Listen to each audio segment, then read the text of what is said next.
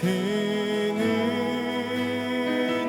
은혜를 주신 내 예수시니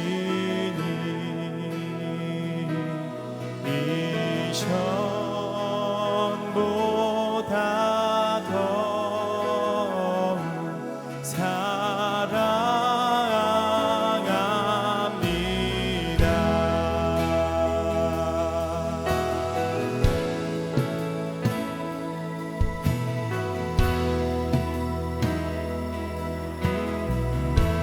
내 주 되신 주, 내 주 되신 주를 참 사랑하고 곧 그에게 죄를 사고 합니다. 그 은혜를 주신 내 예수시니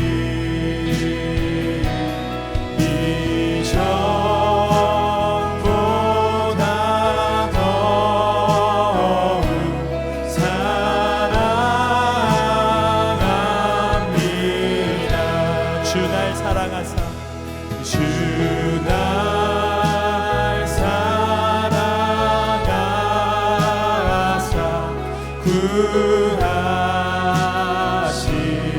구하시려고 저 십자가 고난 당하셨도다. 그가 시관 쓰신 주의 원이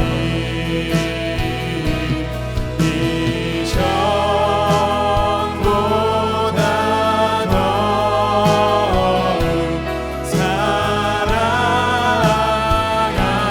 사랑합니다. 그 은혜를 주신 그 은혜를 주신 내 예수시니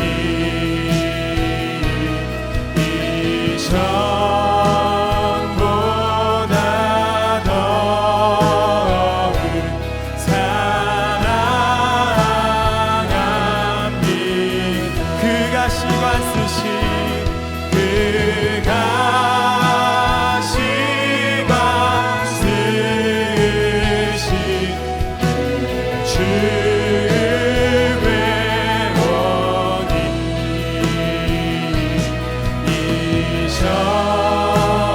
이전보다 더욱 사랑합니다. 이전보다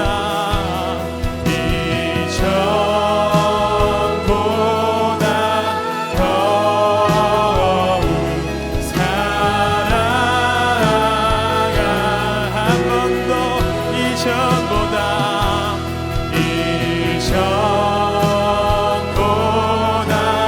더욱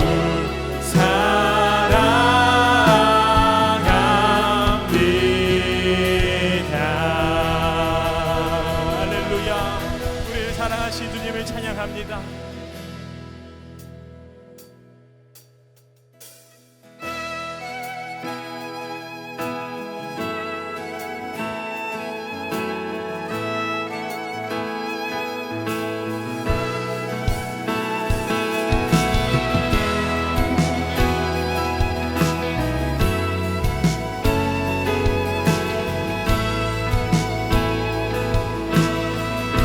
나를 향한 주의 사랑, 나를 향한 주의 사랑, 산과 바다에 넘치니 내 마음 열 때 주님 나에게 참 자유 주셨네.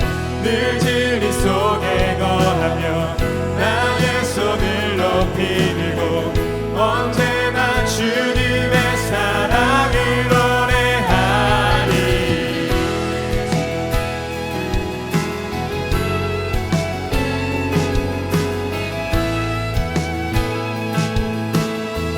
한 번 더 나를 향한 주의 사랑 산과 바다에 넘치니 내 마음 열매 주님 나에게 참 자유 주셨네. 늘 진리 속에 거하며 나의 손을 높이 들고 언제나 주님의 사랑을 노래하리. 주의 사랑 노래하리라. 영원토록 노래하리라. 주의 사랑 노래하리라. 영원토록 나를 향한 주의 사랑 산과 바다에 넘치니 내 마음 열 때 주님 나에게 참 자유 주셨네. 늘 진리 속에 거하며 나의 손을 높이 들고 언제나 주님의 사랑을 노래하리. 주의 사랑 노래하리라.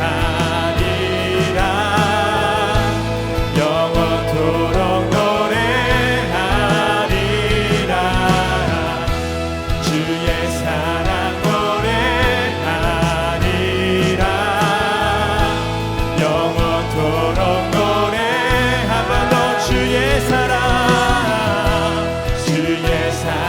노래하리라. 영원토록 노래하리라. 주의 사랑 노래하리라. 영원토록 노래하리라. 내가 춤을 출 때 나 비웃겠지만 그들도 주 알게 되며 함께 기뻐 춤을 추게 돼. 내가 춤을 출 때 내가 춤을 출 때 나 비웃겠지만 그도 주 알게 되며 함께 기뻐 춤을 추게 되리. 주의 사랑 노래하리라. 영원토록 노래하리라.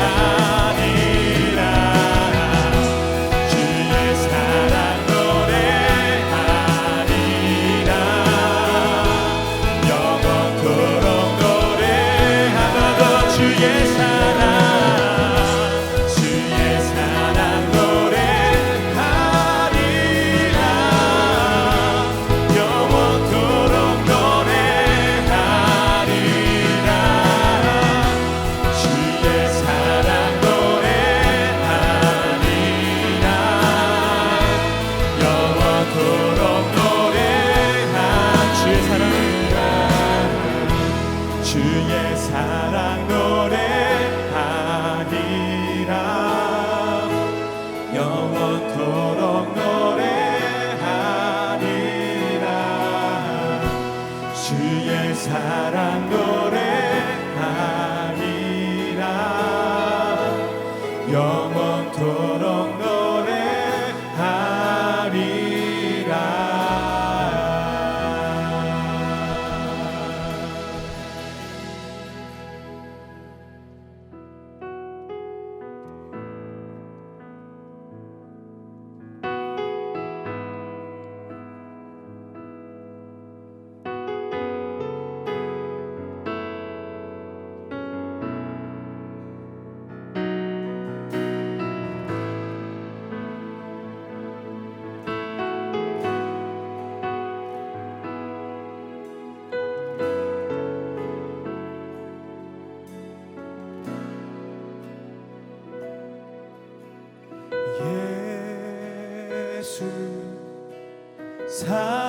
사랑합니다.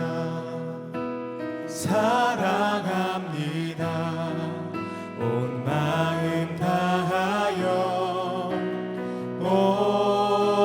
오직 주님 한 분만 간절히 더 원합니다.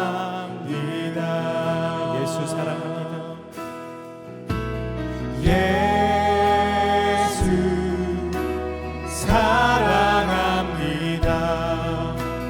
사랑합니다. 온 마음 다하여 오직 주님 한 분만 간절히 더 원합니다. 넘쳐나네 넘쳐나네 주를 향한 내 속에 갈망이 주님께로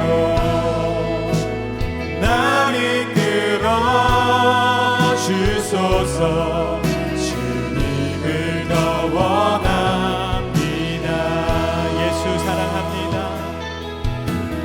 예수 사랑합니다. 사랑합니다. 온 마음 다하여 오직 주님 한 분만 간절히 더 원합니다. 넘쳐나네 넘쳐나네 넘쳐나네 주를 향한 내 속에 갈망이 주님께로 날 이끌어 주소서.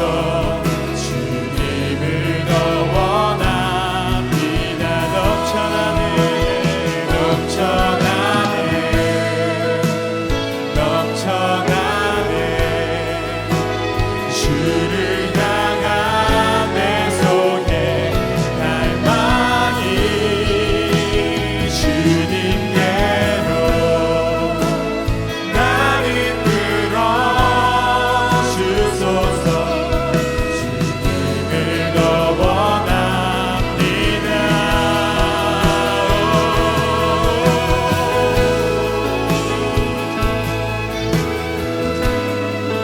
주를 더 원해요.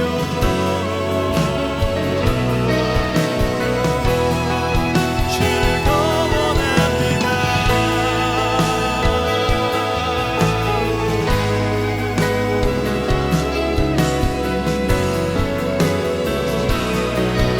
넘쳐나네 넘쳐나네 넘쳐나네 주를 향한 내 속에 갈망이 주님께로 날 이끌어 주소서. 주님을 더 원하고 또 넘쳐나네 넘쳐나네 넘쳐나네 주를 향한 내 속에 갈망이 주님께로 날 이끌어 주소서. 주님을 더 원하 나 주를 경배하리 엎드려 절하며 고백해 주 나의 하나님. 오 사랑스러운 주님 존귀한 예수님 아름답고 놀라우시여 손도 나 주를 경배하리 엎드려 절하며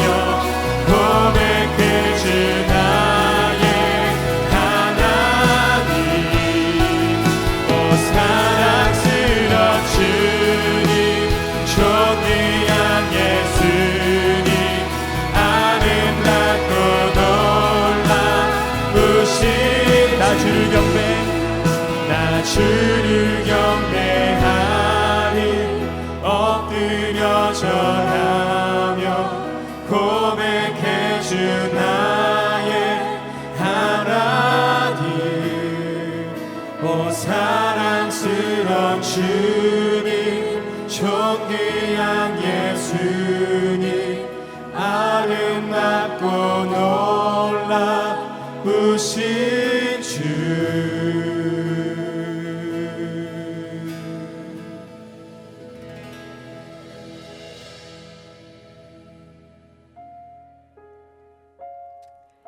십자가 부흥회를 위한 기도.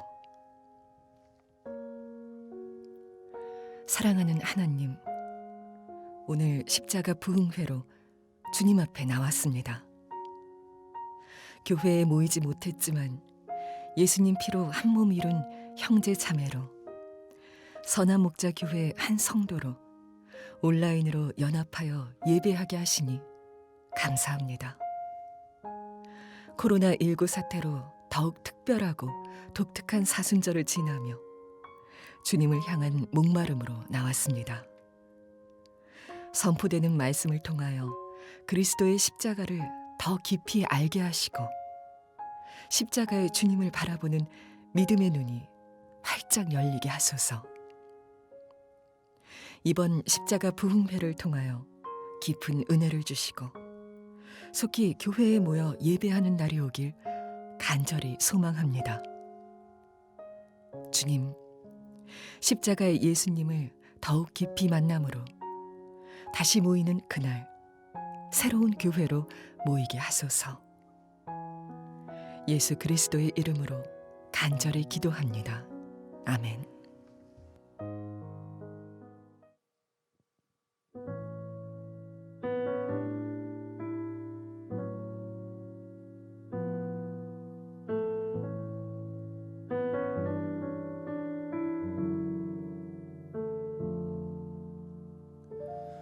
나는 두려워서 양손 가득 쥐고도 늘 불안해하며 힘을 풀지 못하며 나는 두려워서 지쳐도 쉬지 못하고 초조한 마음으로 나를 채찍질하고 나는 두려워서 세상의 자랑으로 나를 치장하고 나를 채워왔네. 나는 두려워서 용기 내지 못하고 진실한 나를 숨기며 나를 속여왔네.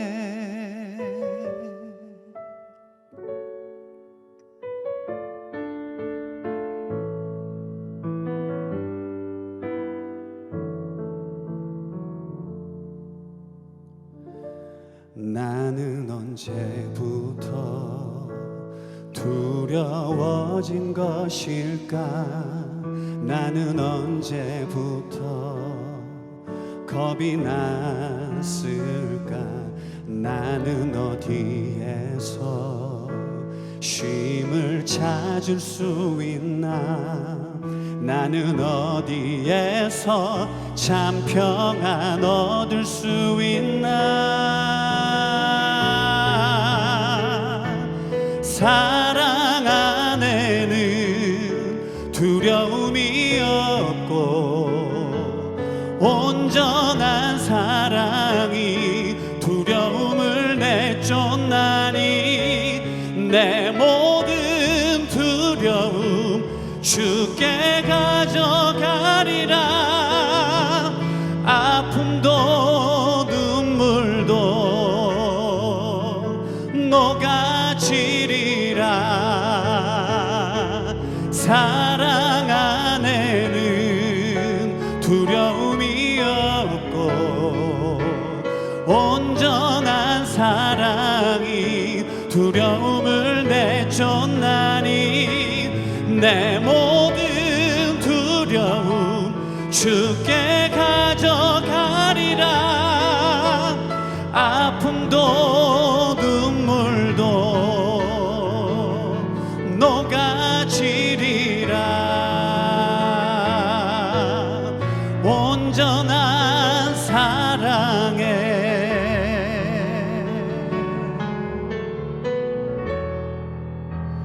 평안 얻으리.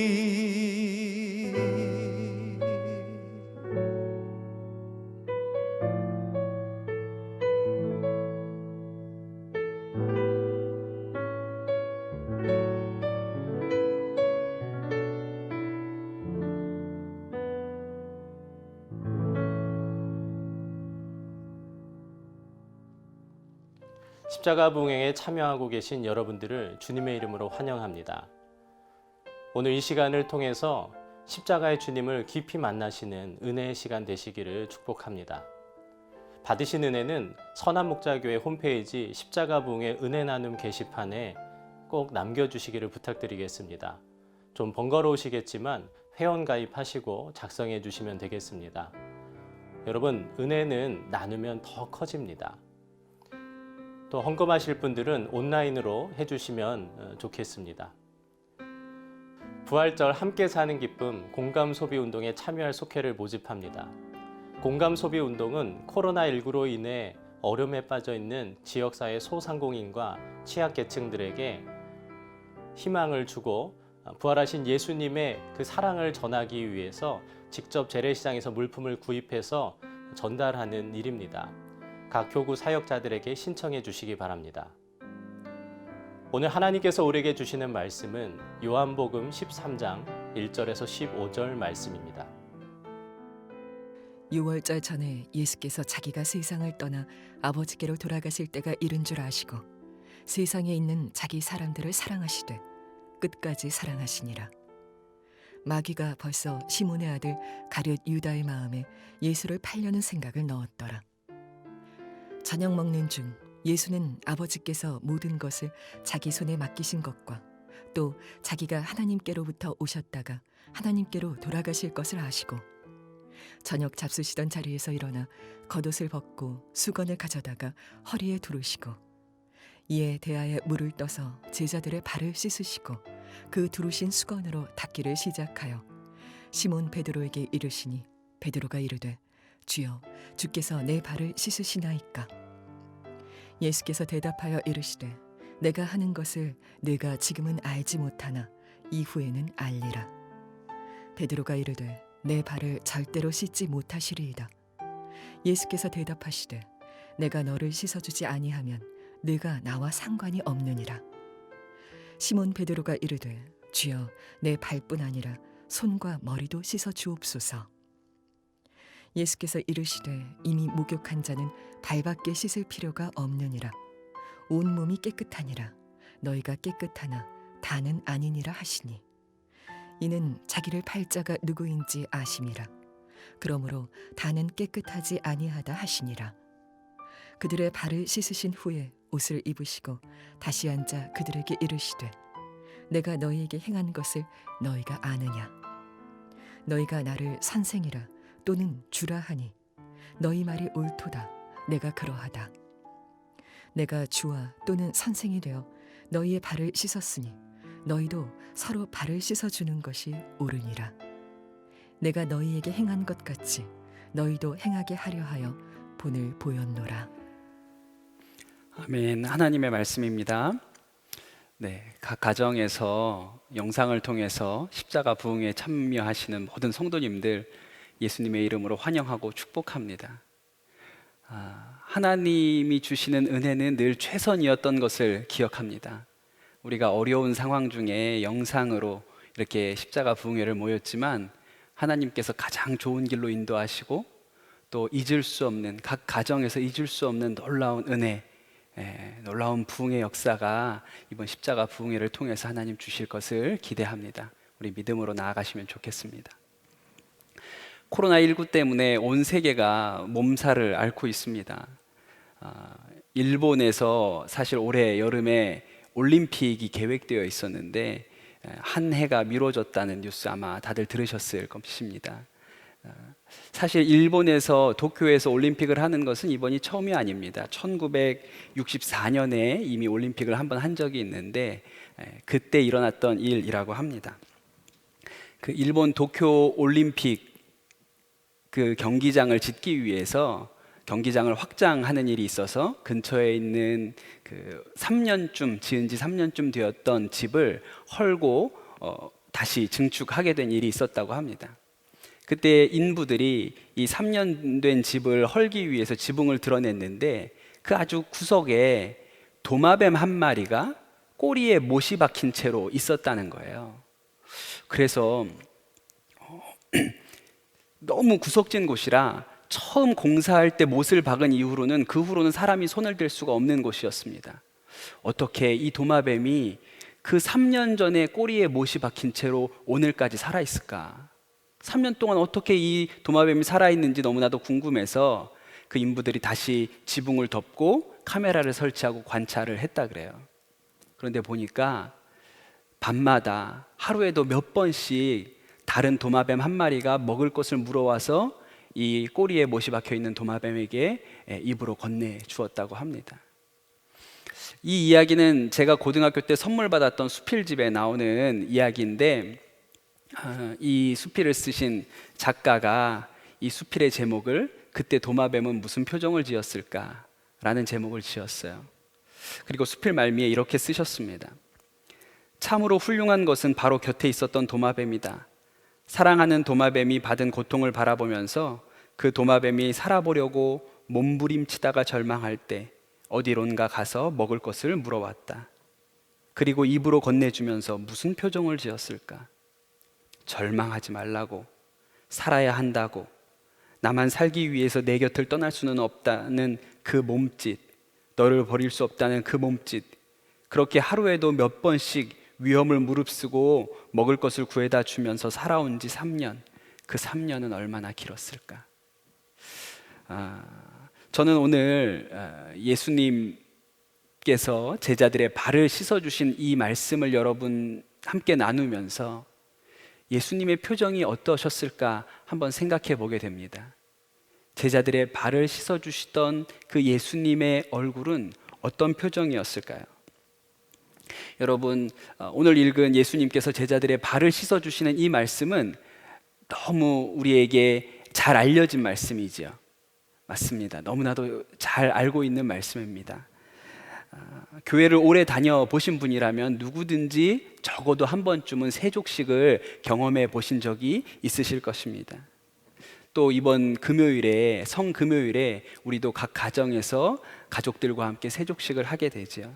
저는 오늘 이 예수님께서 제자들의 발을 씻어주시는 이 말씀을 통해서 여러분 우리 안에 예수님께서 가지셨던 그 마음이 무엇인지, 제자들의 발을 씻어주셨을 때 그 예수님의 마음이 잘 전달되었으면 좋겠다고 싶습니다. 이 예수님께서 제자들의 발을 씻어주시는 말씀을 우리가 함께 나누면서 제가 오늘 본문은 15절까지만 읽었는데 사실은 이 13장 전체가 예수님이 제자들의 발을 씻어주시는 말씀으로 되어 있습니다. 그런데 이 말씀을 읽어보면 특별히 두 사람이 부각되어 나타난다는 것을 알 수가 있어요. 첫 사람은 베드로입니다. 예수님께서 수건을 둘러매시고 제자들의 발을 씻어 주시다가 이제 베드로 차례가 되었습니다. 예수님께서 베드로의 발을 씻어 주려고 하시니 베드로가 그렇게 얘기를 하죠. 절대로 제 발은 씻으실 수가 없습니다. 예수님께서 그 베드로를 향해서 내가 너의 발을 씻기지 않으면 너와 내가 상관이 없다, 그렇게 얘기를 하세요. 그랬더니 베드로가 또 그 말을 듣고 혹해가지고 그럼 발만 씻어주시지 마시고 손도 좀 씻어주시고 머리도 좀 씻어주십시오, 그렇게 예수님 앞에 얘기를 합니다. 예수님께서 그 말씀을 자세히 읽어보면 지금은 네가 알지 못하지만 그런 얘기를 하시거든요. 베드로는 진짜 잘 몰랐던 거예요. 그저 베드로는 무슨 일이 벌어지고 있는지 전혀 감도 못 잡고 있었죠. 그리고 그냥 자기 마음에 생각나는 대로 아무 말 대잔치를 벌였습니다. 그리고 나서 예수님께서 제자들의 발을 다 씻어 주시고 난 다음에 제자들 중에 누군가가 나를 배반하고 나를 팔 것이다, 이런 이야기를 하세요. 그때 또 베드로가 나서서 주님, 제가 목숨을 다하여 목숨을 버리더라도 주님을 지키겠습니다. 이분이 또 화끈하신 면이 있어가지고 그렇게 얘기를 하세요. 아주 유명한 말씀입니다.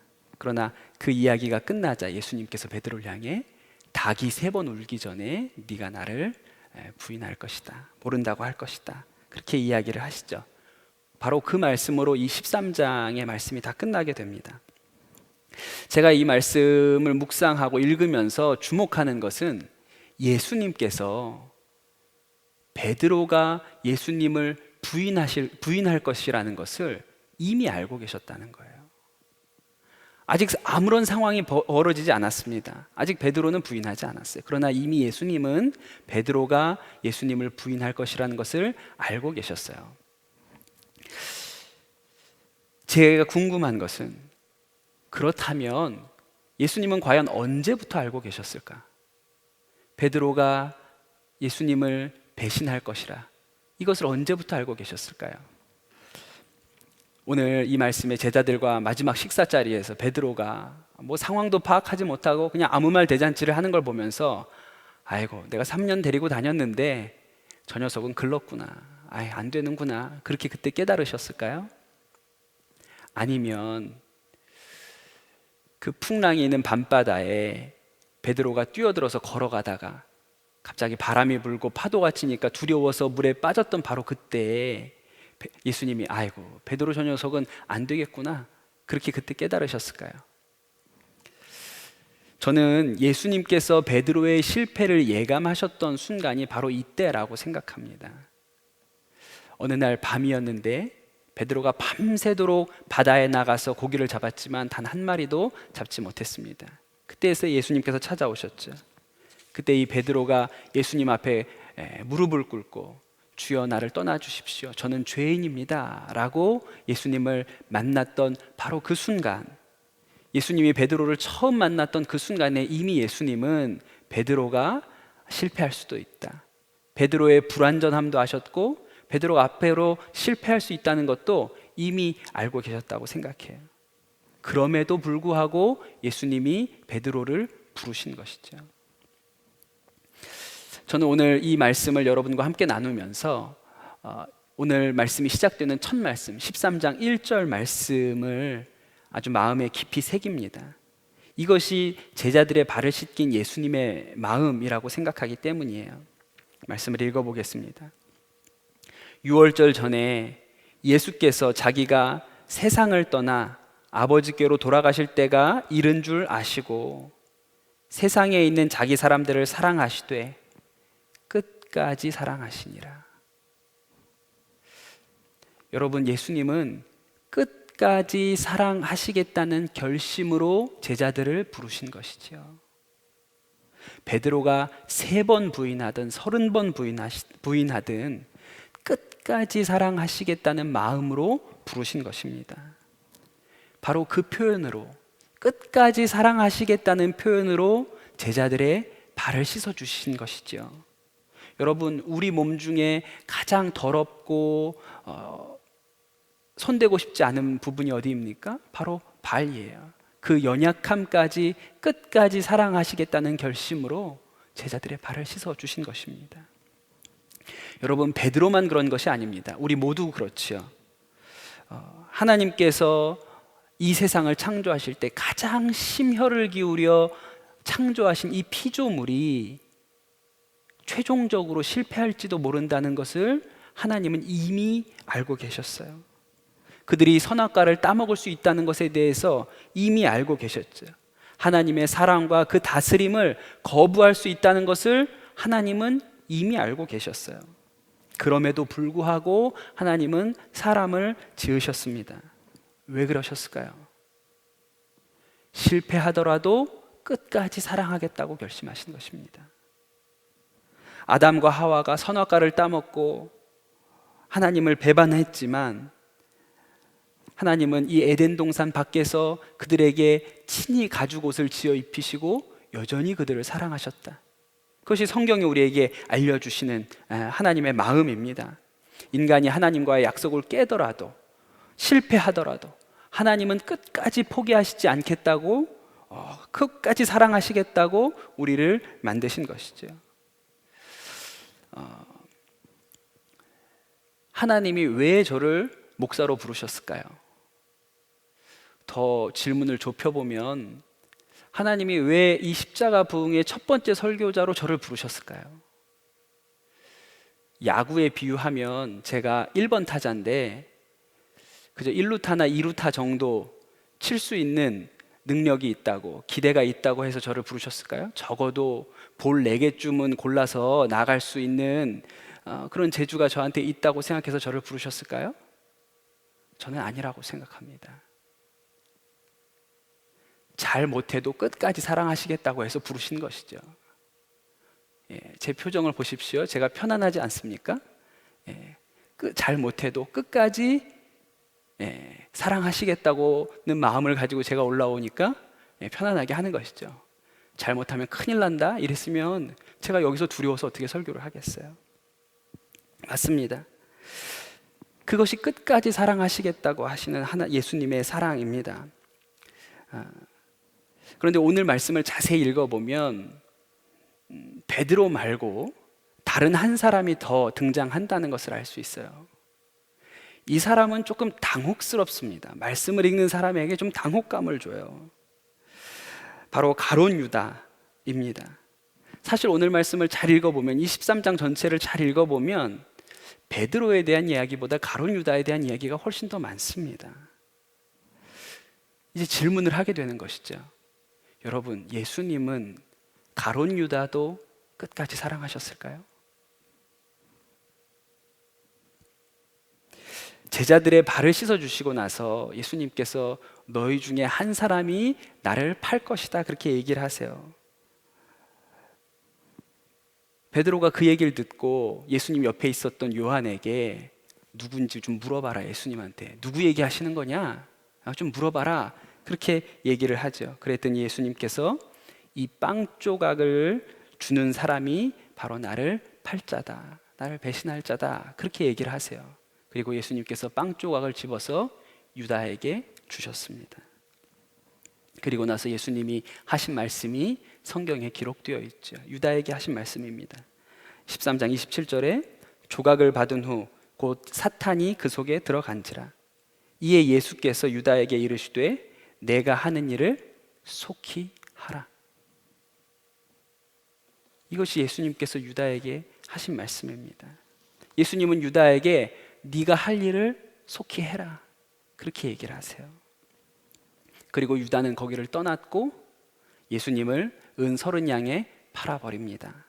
우리가 알고 있는 것처럼 나중에 유다가 후회를 하시죠. 자기가 하신 한 일 때문에 너무나도 괴로워서 은돈을 성전에 던지고 스스로 나아가 목매어 죽었다, 그렇게 성경이 이 일을 기록합니다. 이보다 앞서서 마태복음에 보면 예수님께서 유다를 향해 그 사람은 차라리 태어나지 않았더라면 좋았을 것을, 그렇게 얘기하시는 장면도 성경에 나와 있습니다. 여러분, 유다는 예수님께 어떤 존재였을까요?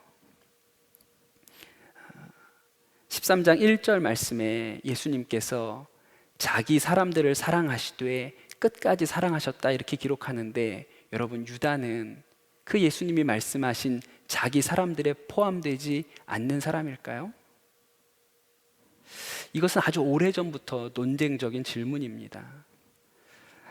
그런데 제가 오늘 관심 있는 것은 유다가 어떻게 되었느냐 보다 많은 성도들이 자신에 대하여 생각하기를 나는 끝까지 사랑받는 베드로야 라고 생각하기보다는 나는 유다처럼 언제 버림받을지 몰라 라고 생각하는 성도들이 많이 있다는 것입니다. 제가 오늘 이 말씀을 통해서 여러분하고 같이 생각해 보고 싶은 지점이에요. 여러분, 나는 끝까지 사랑받는 자입니까? 아니면 버림받을지도 모르는 자입니까? 놀라운 일인데 예수 믿는 많은 성도들 중에 여전히 하나님의 사랑을 확신하지 못하는 사람들이 많이 있습니다. 그리스도인인데도, 신앙생활을 오래 했는데도 오늘 죽으면 천국에 갈 수 있습니까? 라고 물어보면 확실하게 대답하는 사람이 그렇게 많지 않아요. 제가 몇 년 전에 어느 회사, 작은 회사 신우회에 가서 말씀을 전했는데 한 10여 명 정도가 모였습니다. 제가 그날 오늘 죽어도 천국 가실 수 있는 분 이 자리에 몇 분이나 계십니까? 라고 물었는데 여러분 얼마나 믿음 좋은 분들입니까? 회사에서도 신우회를 하시는 분들이니까.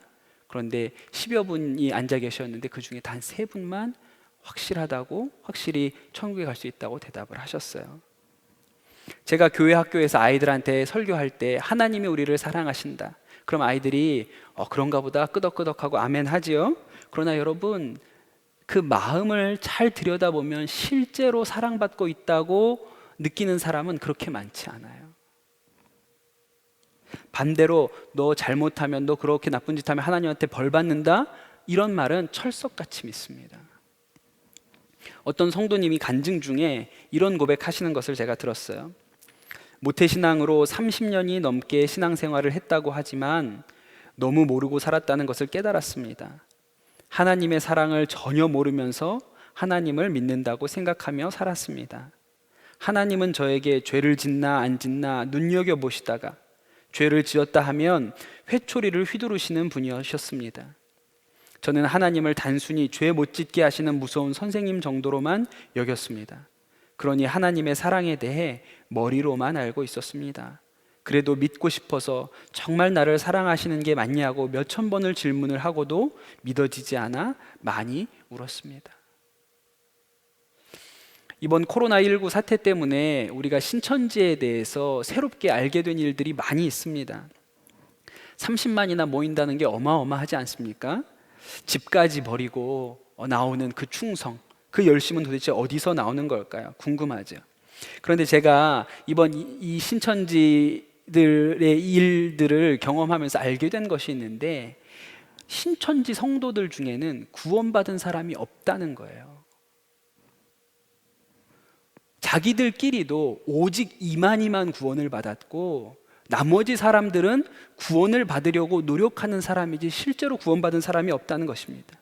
그래서 너도 나도 그 14만 4천에 들려고 길을 쓰는 것이죠. 성경 공부를 하고 시험을 보고 전도를 하고 사랑받으려고 몸부림치는 사람들이지 사랑받고 있다고 느끼는 사람이 아니라는 거예요. 그러니 여러분, 그렇게 집을 버리고 나아가서 신앙생활을 하면서도 여전히 구원 밖에서 구원을 갈망하는 사람들이니 얼마나 불행한 일입니까? 여러분, 하나님이 사랑이신데 왜 우리가 그렇게 그 사랑을 받아들이기가 어려울까요? 그렇게 하나님 앞으로 나아가는 것이, 그 사랑이신 하나님 앞으로 나아가는 것이 우리가 왜 그렇게 힘이 들고 어려울까요? 성경은 그것이 죄 때문이라고 가르쳐주고 있습니다. 죄가 우리가 하나님께로 나아가는 것을 막지요. 아담과 하와가 선악과를 따먹고 나서 나무 뒤로 숨잖아요. 죄가 생기고 나니까 그 하나님이 사랑의 대상에서 두려움의 대상으로 바뀌게 되는 것이죠. 죄를 지으면 사탄이 우리를 참소합니다. 너 그러고도 예수 믿는다고 얘기해? 너처럼 믿는 거 예수 믿는 거 아니야. 네가 그러고도 여길 나와가지고 예배를 드린다고? 야, 진짜 가소로운 일이다. 가소로운 일이야. 하나님도 너 사랑하지 않아. 너 버림받았어. 너 가짜야. 그런 속임이 우리가 하나님께로 나아가는 것을 막지요. 죄를 짓게 유혹하지만 실제로 죄 짓고 나면 그 죄를 빌미로 삼아서 우리를 공격합니다. 참소해요. 속이는 것이죠. 여러분, 유다에게도 마찬가지였습니다. 마귀는 유다를 유혹했어요. 야, 너 예수 팔아야 돼.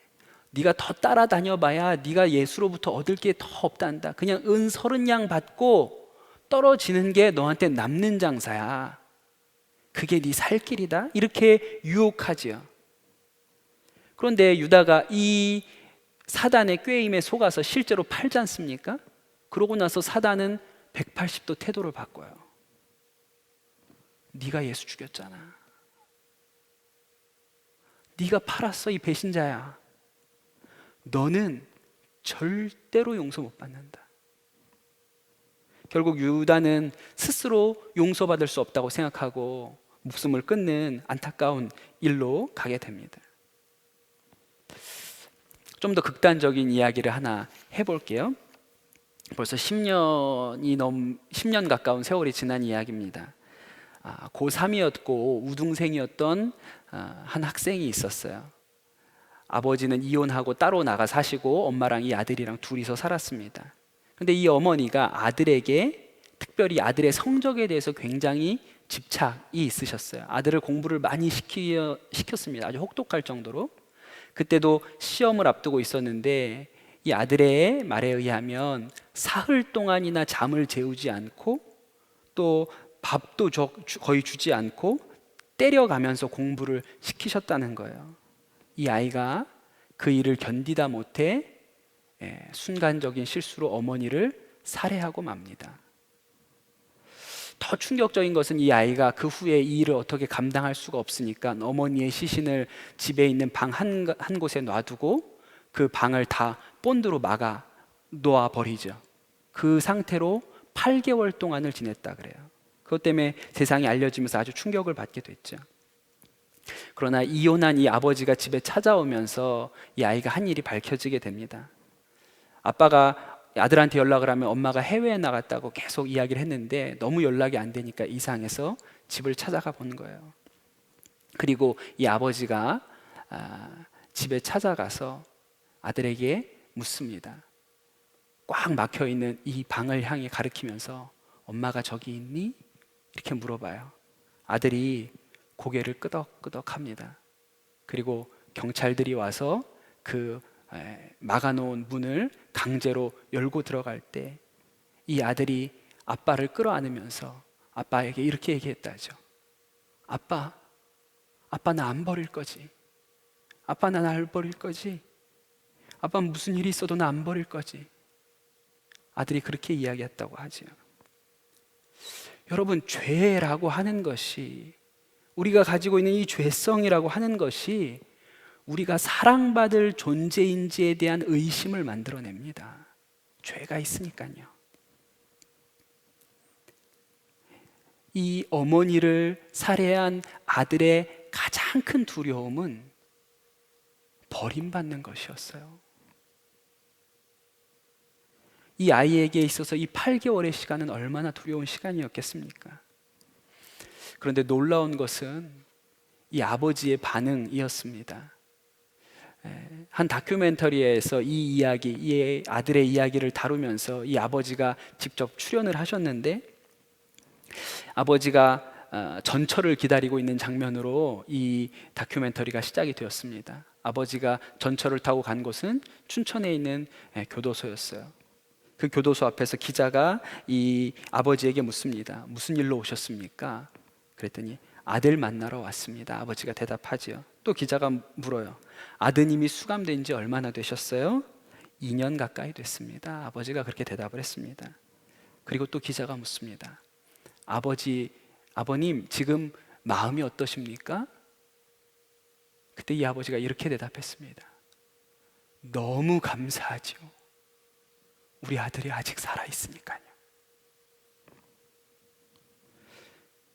어머니를 죽인 씻을 수 없는 죄를 지은 아들인데 그 아버지 마음에는 이 아들이 그 8개월 동안 자살하지 않고 그저 살아있어 준 것으로 너무 감사하다고 얘기하는 거예요. 살아있어 준 게 고맙다고 이야기하더라고요. 저는 예수님의 마음이 이 아버지의 마음과 비슷하지 않을까 그렇게 생각을 합니다. 사랑하는 성도 여러분, 우리는 유다가 아닙니다. 버림받을지 몰라서 전전긍긍하며 사는 그런 불행한 자들이 아니에요. 여러분, 우리는 끝까지 사랑하시겠다는 예수님의 결심 안에 있는 자들입니다. 그것을 여러분 기억하셔야 돼요. 제가 이번에 설교 준비를 하면서 생각난 한 사건이 있었습니다. 벌써 10년이 다 되었는데 제가 우리 교회 청소년들하고 같이 강원도 사북에 가서 세족 전도를 했던 일이 있었습니다. 길거리에 나가서 길거리에서 만나는 사람들의 발을 씻어주는 전도를 했었죠. 남아프리카 공화국의 데이빗 케이프라는 목사님이 계세요. 그 목사님이 바로 이런 세족 사역을 하셨습니다. 남아프리카 공화국 전역을 다니면서 길거리에서 사람들의 발을 씻어주시는 사역을 하셨는데, 제가 그분이 쓰신 책을 읽다가 너무 마음이 뜨겁고 감동이 되어서 그의 여름 수련회에 우리 청소년들을 데리고 사북으로 세족 전도를 하러 간 거예요. 왜 사북으로 갔냐면, 강원도 사북으로 간 이유는 아무리 제가 생각을 해도 교회에 가까운 잠실역이나 저기 모란역에서는 죽었다 깨나도 사람들 발을 못 씻어줄 것 같은 거예요. 거기서는 아무도 신발을 벗을 것 같지가 않아요. 제 생각에 강원도 저 산골에 가면 노인정이나 마을회관 같은 데 있잖아요. 그러면 이제 우리 청소년들이 어린 아이들이니까 손주들이 와가지고 발 씻어주시겠다 그러면 할아버지 할머니들이 그래도 좀 이렇게 발을 이렇게 주시지 않겠어요? 그런 생각이 있어서 강원도 사북으로 간 거예요. 그때 사북의 한 교회 목사님이 저희를 좀 도와주시겠다 그래서 그 교회를 찾아갔는데, 그날 그 목사님이 우리가 길거리에 나가서 아이들 발을 씻어주겠다고 하니까 그 목사님이 여기 사람들 발 씻어주기 너무 좋은 데가 있다고, 거기 가서 발 씻어주면 너무 좋겠다고, 가보자고. 그래서 저희가 따라 나섰는데, 그 목사님이 저희를 데리고 간 곳이 강원도 사북에 있는 강원랜드라는 곳이었습니다. 대한민국에 하나밖에 없는 내국인을 위한 카지노죠. 거기를 데려가셔서 코앞에서 사람들 발을 좀 씻어주시면 좋겠다고 그렇게 얘기를 하셨어요. 제가 그 듣는 순간에 이거 아닌데, 이러려고 여기 온 게 아닌데 이거 뭐지? 이런 생각이 들었는데, 성령님께서 너무나도 이렇게 강권하시고 감동하시는 게 있어서 저희가 그 사북에 올라가서 그 강원랜드 앞에서 사람들 발을 씻어 주고 돌아왔습니다. 제가 이번 설교 준비를 하면서 그때 생각이 났어요. 왜 하필 강원랜드였을까? 그런 생각이 든 것이죠.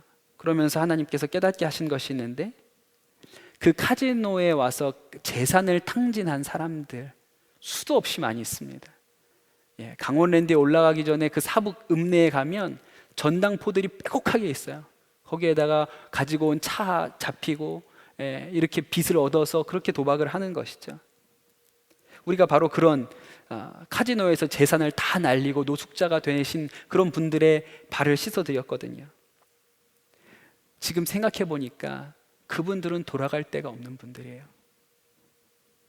여러분, 누가 도박장에서 재산 다 날린 아버지를 환영해 줍니까?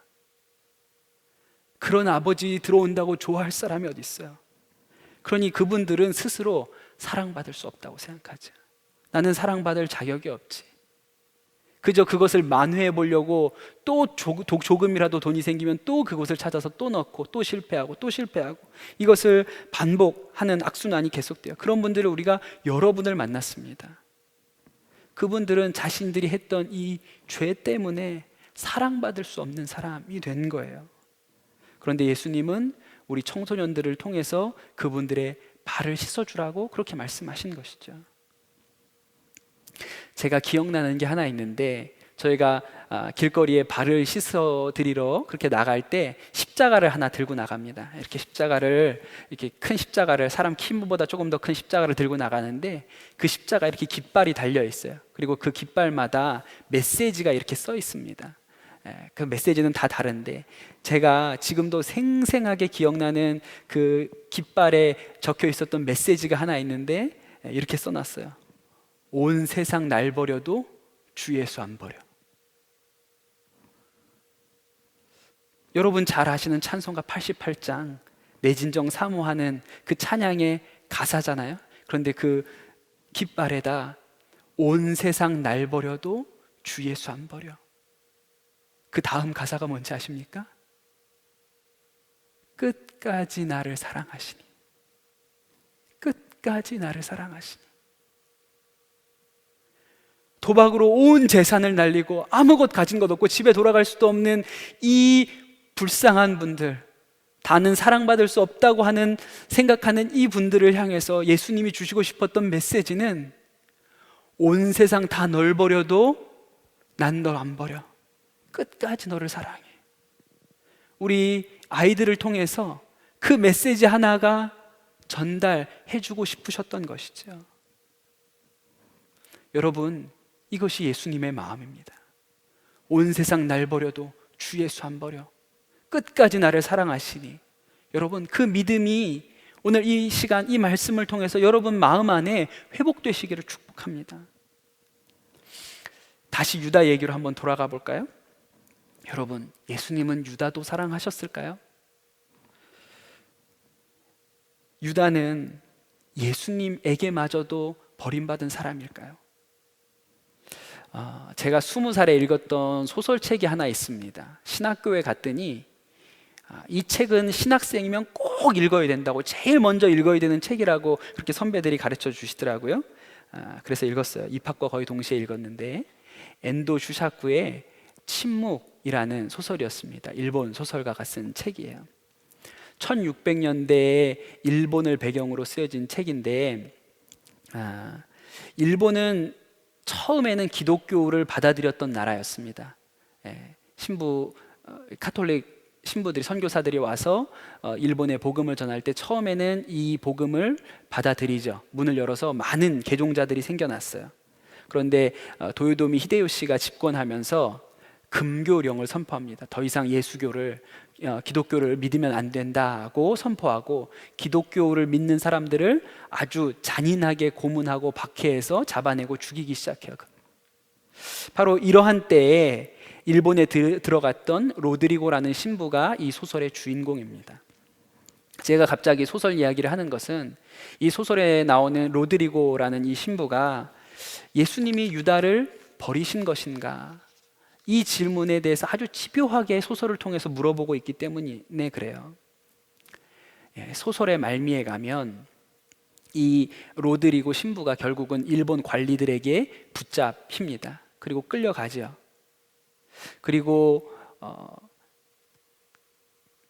자신이 복음을 전해서 예수님을 믿게 된 일본 성도들도 같이 그 감옥에 갇혀 있어요. 그리고 이 일본 성도들이 아주 잔인하게 고문당하고 죽어가는 모습을 이 로드리고 신부에게 보여주면서, 배교하라. 네가 배교해야, 예수님을 버려야 이 사람들 살려준다. 그렇게 얘기를 합니다. 그러면서 이 관리들이 예수님의 얼굴이 그려진 동판을 발 아래다 갖다 놔요. 밟고 지나가라. 너가 밟고 지나가지 않으면 이 일본 사람들, 예수 믿은 일본 사람들이 다 죽게 될 거다. 그렇게 이야기를 합니다. 이 로드리고 신부가 너무 고통스러워하죠. 이걸 어떻게 해야 되나? 이 사람들을 살려야 되는데, 그럼 예수님을 배교해야 되고, 어찌할 바를 몰라서 고통스러워하고 있는 로드리고 신부에게 마음속에 예수님이 말씀하세요. 밟아라. 밟는 너의 발이 아플 것이다. 나는 밟히기 위해 이 세상에 왔으니 밟아라. 그렇게 말씀하시는 음성이 들립니다. 로드리고가 그제서야 예수님께서 이 유다에게 하셨던 얘기가 뭔지가 깨달아졌다고 그래요. 네가 하는 일을 속히 하라. 유다에게 그렇게 얘기하셨죠. 네가 하는 일을 속히 하라. 이 말은 내가 이제 너를 포기한다, 이런 말씀이 아니라, 동판을 밟고 그 예수님의 얼굴을 밟고 지나가라고 하신 말씀처럼 유다에게도 네가 무슨 일을 하든지 끝까지 나는 너를 사랑할 것이다. 끝까지 용서할 것이다. 그렇게 하신 말씀이라는 것을 그가 깨닫게 됩니다. 여러분, 굳이 이 소설 얘기를 하지 않더라도 오늘 말씀을 깊이 묵상해 보면 예수님의 마음이 뭔지 알 수 있을 것 같습니다.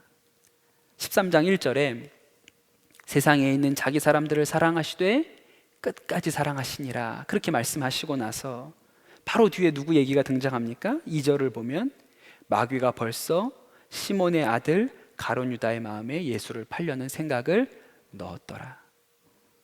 맞습니다. 예수님이 끝까지 사랑하시겠다고 한 사람 중에 유다도 있다는 것이죠.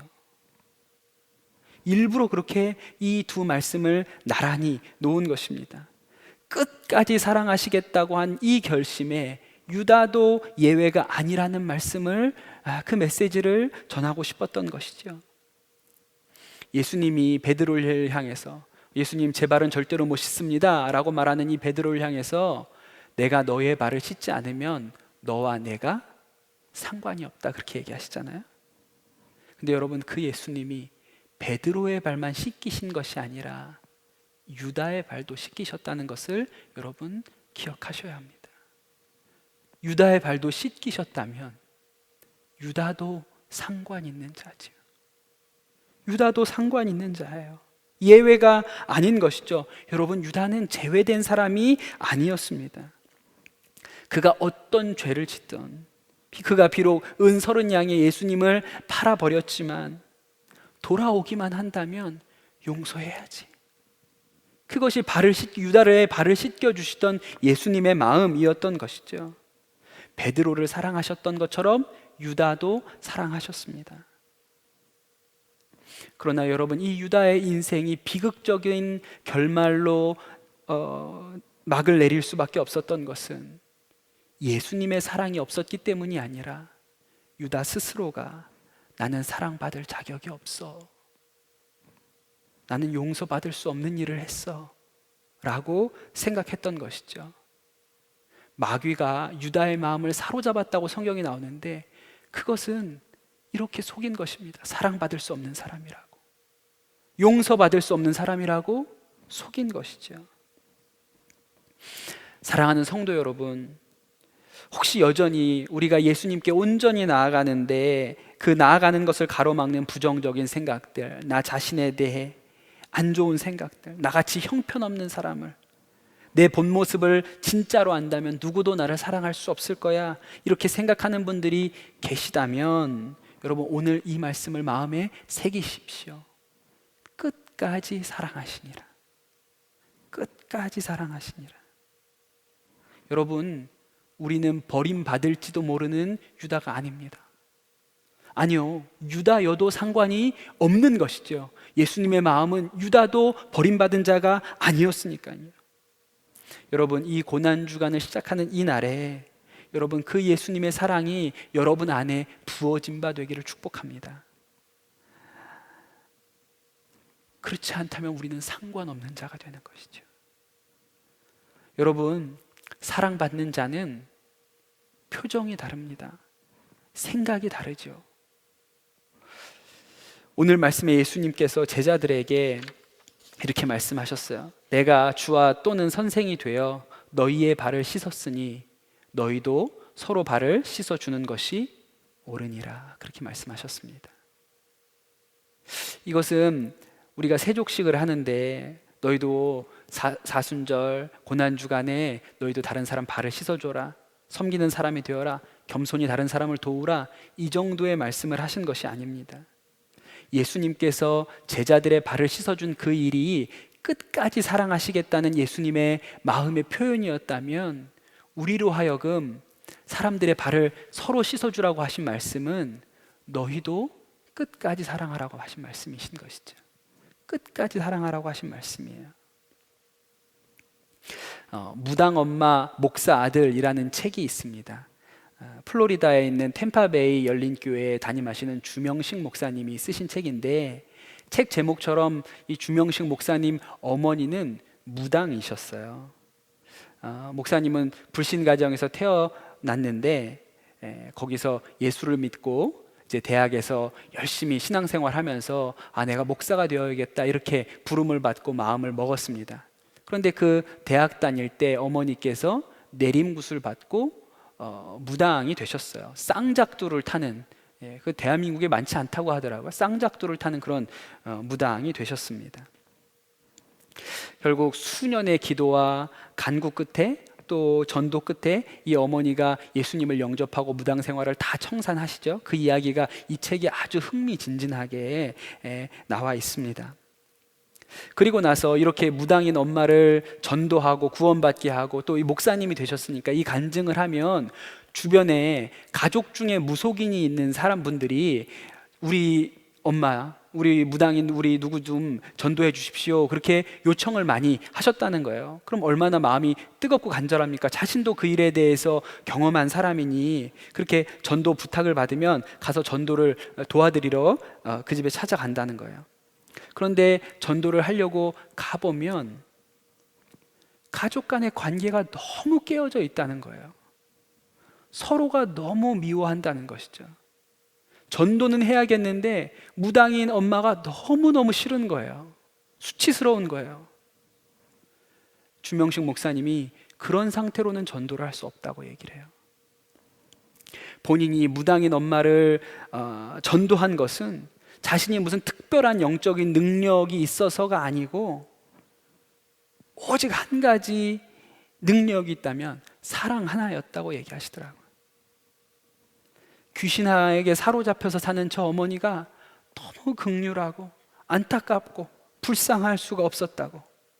사실 처음에는 어머니가 무당이 되었다 그러니까 너무 속이 상하고 화가 나가지고 싸우기도 많이 싸웠죠. 그러다가 엄마가 신학교 간다 그러니까 쫓아내가지고 집을 쫓겨나간 적도 있어요. 그런데 주명식 목사님 하시는 얘기는 끝까지 어머니를 사랑해야겠다. 어머니께서 뭐 구슬하고 이러시면 몸이 고단해서 피곤해서 집에서 이렇게 힘들어 하시면 안마를 해달라고 이렇게 하셨나 봐요. 그러면 이 목사님이 그만하라고 할 때까지 정성을 다해서 어머니 몸을 주물러 드렸다 그래요. 나중에 안 사실인데 그렇게 어머니 온몸을 주물러 드리고 안마를 해드리면 그리고 돌아가면 어머니의 영이 흐려져서 그 다음부터는 점손님이 안 왔다 그러더라고요. 여러분, 예수님도 이제 우리에게 너희도 가서 서로 발을 씻어줘라 그렇게 얘기를 하시죠. 여러분, 우리가 정말 발을 씻어줘야 할 대상이 누구입니까? 가장 사랑해야 하지만 가장 사랑하기 힘든 사람이 누구입니까? 가족이지요. 여러분, 지금 코로나 때문에 다들 갇혀 지내시는 가정들이 많을 줄로 압니다. 특별히 어린 자녀들, 학생들을 자녀로 두신 분들은 아이들이 학교를 안 가니까 집에 꼼짝없이 같이 있게 되죠. 여러분, 가족들의 얼굴을 마주하는 시간이 길어지고 많아졌습니다. 더 행복해지셨습니까? 아니면 더 힘들어지셨습니까? 그게 가족이에요. 그런데 여러분, 우리에게 주어진 숙제는 이번 주 금요일에 가족의 발을 씻어줘야 한다는 것이죠. 여러분, 우리가 무슨 마음으로 우리 가족, 어머니, 아버지, 내 자녀, 아내의 발을 씻어줘야 할까요? 딱 한 가지입니다. 끝까지 사랑합니다. 끝까지 사랑하겠습니다. 내 아내, 자녀, 내 부모를 끝까지 사랑하겠습니다. 여러분, 이 끝까지 사랑을 누가 이길 수 있습니까? 이 끝까지 사랑을 누가 거역하고 거부할 수 있습니까? 제가 교회 학교 사역을 하면서 알게 된 것이 있는데 부모님들의 기대 중에 이런 것이 있습니다. 자녀들이 청소년이 된 자녀들이 엄마 말도 안 듣고 교회도 잘 안 나가려고 그러고 또 공부도 잘 안 하고 말썽 많이 부리면 이 부모님들이 하는 기대 중에 하나가 이 아이가 수련회 가서 은혜 받고 완전히 달라져서 그렇게 왔으면 좋겠다, 이런 기대를 하시는 부모님들이 있어요. 제가 교회 학교를 10년 동안 담당한 목사로서 여러분 드리는 말씀인데 그런 일은 거의 일어나지 않습니다. 자녀는 그렇게 바뀌는 게 아니에요. 끝까지 사랑하면 바뀌죠. 끝까지 사랑하면요. 전에 담임 목사님께서 우리 목사 부부 수련회 하시면서 그런 말씀을 하셨어요. 사역자들 중에 남편이나 아내가 어디 수련회 한번 가서 어디 세미나 한번 좀 갔다 와서 어디 부흥회 좀 참석해서 은혜 받고 뿅 하고 좀 달라져 왔으면 좋겠다, 이걸 놓고 기도하는 그런 경우가 있다고. 그러면서 이렇게 얘기를 하셨어요. 그런 일은 안 일어난다. 부부 관계는 나는 죽고 예수로 살아야 바뀌는 거라고 얘기를 해주셨어요. 여러분, 나는 죽고 예수로 사는 것은 어떻게 사는 것입니까? 끝까지 사랑하는 것이죠. 끝까지 사랑하는 것이 나는 죽고 예수로 사는 예수님의 삶입니다. 그것이 우리가 쓸 수 있는 유일한 무기이고 유일한 힘입니다. 그래서 예수님께서 제자들의 발을 씻으신 것이고 십자가에 죽으신 것이지요. 우리나라에서 가장 많은 입양을 했다는 강릉 아산병원 원목으로 섬기시는 김상원 목사님, 또 윤정희 사모님 간증을 아주 은혜롭게 들었어요. 12명의 아이를 입양해서 키우고 있다고 하시죠. 그러면서 특별히 간증하실 때마다 넷째 요한이 얘기를 많이 하시더라고요. 요한이는 부모가 베트남 사람이었습니다. 한국에 와서 이 아이를 낳고 더 키울 수가 없어서 아동 보호시설에다가 놓고 떠났죠. 그리고 이 요한이는 4살쯤 되었을 때 한 번 입양이 되었습니다. 그런데 입양 갔던 가정에서 이 아이를 도저히 감당할 수가 없다고 해서 한 달 만에 또 파양을 했어요. 이 아이는 5살이 되기 전에 2번이나 버림받은 그런 아픔을 가지고 있는 아이였습니다. 그러니 여러분, 이 아이가 몸과 마음이 온전할 수 있을까요? 그렇지 않았겠죠. 목사님 가정에 처음 입양해 왔을 때 이 아이의 IQ는 64, 퇴행성 발달 장애가 있는 아이였습니다. 요한이는 집에 와서도 이 엄마 아빠의 사랑을 받아들이지 않았다 그래요. 걸핏하며 하는 말이 나는 엄마 없어요. 나는 가족 없어요. 사랑을 표현할 때마다 이 아이가 입버릇처럼 하는 말은 나는 엄마 없어요. 나는 가족 없어요.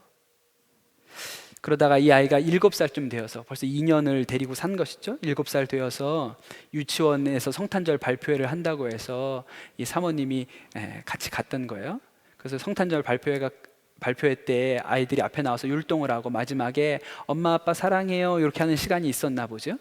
근데 요한이는 그걸 안 하는 거예요. 뒤에 가가지고 그냥 쭈뼛거리며 서 있으니까 선생님이 요한이를 끌어다가 엄마 앞에다 세우고 엄마한테 사랑한다고 해야지, 사랑한다 해야지 그랬더니 이 요한이가 그 앞에서 소리를 지르기 시작했다는 거예요. 나는 엄마 안 좋아해요. 나는 엄마 안 좋아해요. 아이가 막 소리를 질렀다는 거예요. 사모님 얼굴이 얼마나 화끈거리고 또 당황스럽고 야속했는지 몰랐다고 그런 얘기를 하시더라고요. 돌아와서 남편 목사님한테 어떻게 얘가 이럴 수가 있는지 모르겠다고 막 하소연을 했더니 목사님 하신 얘기가 우리가 처음에 데리고 올 때 다 각오한 거 아닙니까? 우리가 처음 데리고 올 때 그런 거 다 감당하자고, 저 아이 끝까지 사랑하자고 그렇게 해서 데리고 온 것 아닙니까? 시간이 좀 더 필요하겠죠. 목사님 그러셨대요. 그리고 그날 밤에 이 사모님이 요한이를 끌어안고 펑펑 우셨다 그러더라. 놀라운 것은 그날부터 요한이의 변화가 일어났다 그래요. 지금 요한이는 초등학교에 가서 전 과목 100점을 맞는 IQ 137, 그 12 중에 가장 머리 좋은 아이가 되어 있다고 합니다. 사랑하는 성도 여러분, 이번 고난주간 우리가 가정에 모여서 부흥회를 하는데, 십자가 부흥회를 하는데 하나님의 놀라운 계획이 있다는 생각이 듭니다. 우리가 코로나로 인해서 어디 가지도 못하고 가족들이 함께하는 시간이 가장 많았던 이 기간에 한 주간을 딱 떼어서 가족들이 모여서 말씀 앞에 설 수 있는 시간, 또 금요일에 발을 씻어야 되는 이런 일을 계획하신 하나님 안에 아주 특별한 계획이 있다는 생각이 들어요. 여러분, 예수님께서 우리를 끝까지 사랑하셨습니다. 끝까지요. 우리 중에 단 한 사람도 버림받을 사람이 없습니다. 그리고 그 사랑을 받은 우리에게 예수님이 하시는 것은 너희도 가서 그 발을 씻어라. 끝까지 사랑하라. 끝까지 사랑하라. 그것이 우리에게 능력이고 힘이고 무기인 것이지요. 여러분, 이 고난 주간에 가족끼리 모이는 이 부흥의 기간에 여러분, 놀라운 회복의 역사가 일어나기를 축복합니다.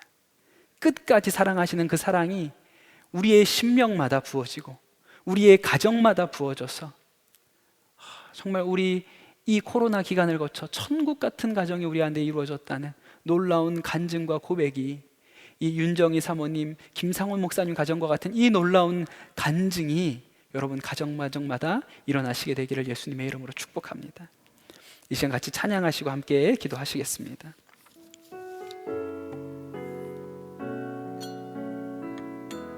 주의 보좌로 나아갈 때 주의 보좌로 나아갈 때에 어떻게 나가야 할까? 나를 구원한 주의 십자가, 그것을 믿으며 가네. 주의 보좌로 나아갈 때에 나 여전히 부족하나. 나를 부으신 주의 그 사랑, 그것을 믿으며 가네. 자격 없는 내 힘이 아니 오직 예수님의 보혈로, 자격 없는 내 힘이 아니 오직 예수님의 보혈로.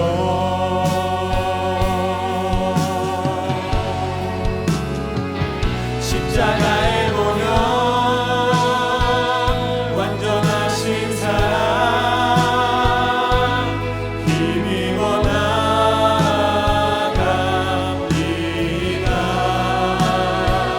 십자가에 보면 완전하신 사랑, 힘입어 예배한 십자가에 보여 십자가에 보면 완전하신 사랑, 힘입어 나아갑니다.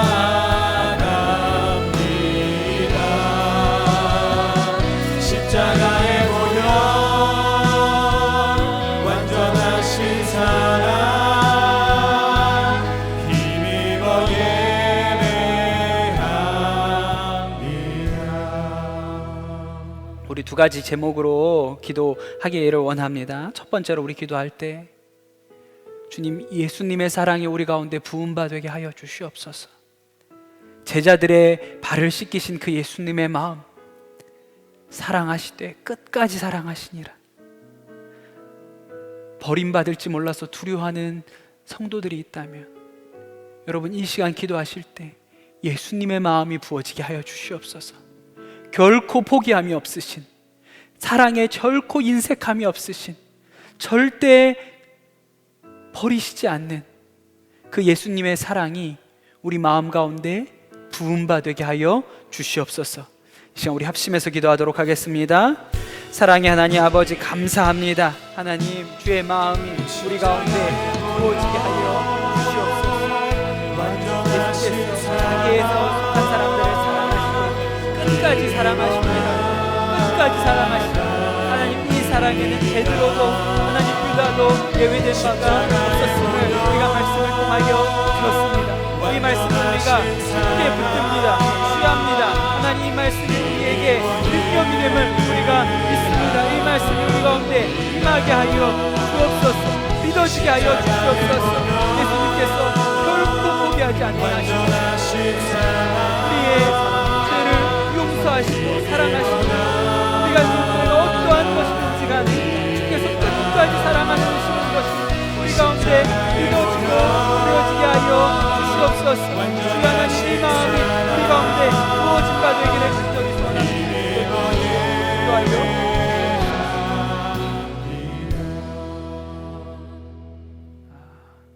우리 마지막으로 한 가지 더 기도하겠습니다. 이 시간 기도하실 때 끝까지 사랑하게 하시는 이 사랑이 우리 가족들에게로 흘러가게 하여 주시옵소서. 가장 사랑해야 하지만 가장 사랑하기 힘든 것이 가족이죠.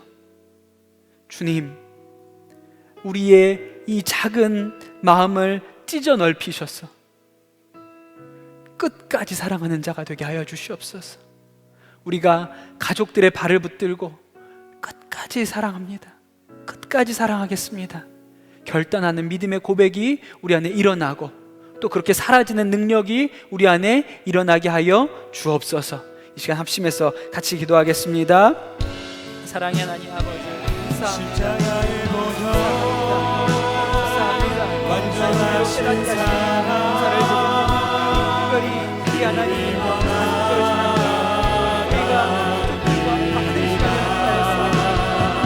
십자가의 보혈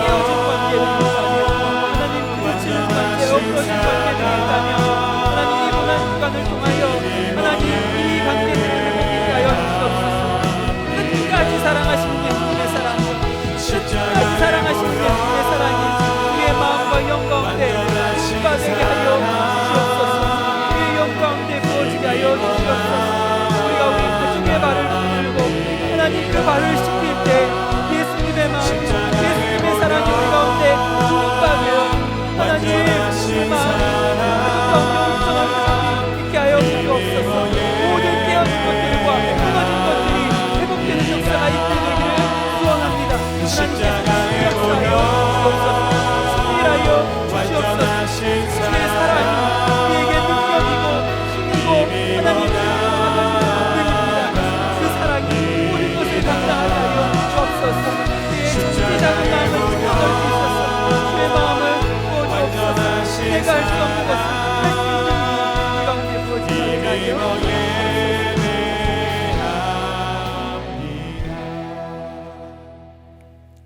주님 감사합니다. 이 고난주간이 시작되는 날, 이 십자가 부흥의 첫날에 하나님께서 우리 가운데 주의 말씀 주신 것을 인하여 감사를 드립니다. 주님의 사랑이 끝까지라고 하신 것을 우리가 굳게 붙듭니다. 하나님, 우리의 마음을 열고 그 말씀을 받아 듣습니다.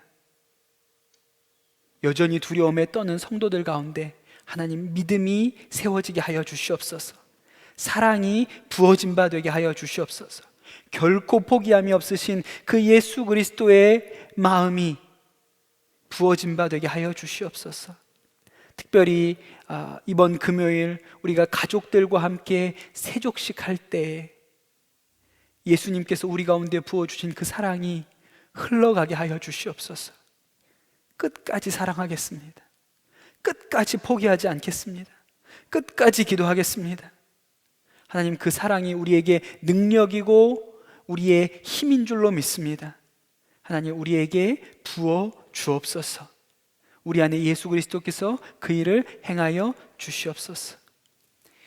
이제는 우리 주 예수 그리스도의 은혜와 아버지 하나님의 크신 사랑과 성령님의 교통하심이, 끝까지 사랑하시는 예수님의 마음을 받고 또 우리가 그 사랑을 흘려보내기로 결심한 우리 모든 성도들 위해 주께서 영원토록 함께 하시기를 간절히 축원하옵나이다.